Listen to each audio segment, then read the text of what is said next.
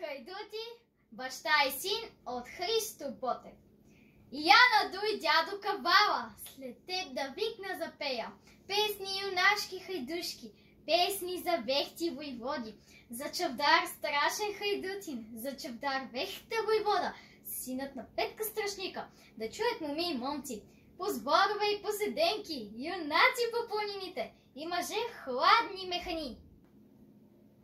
Какви е деца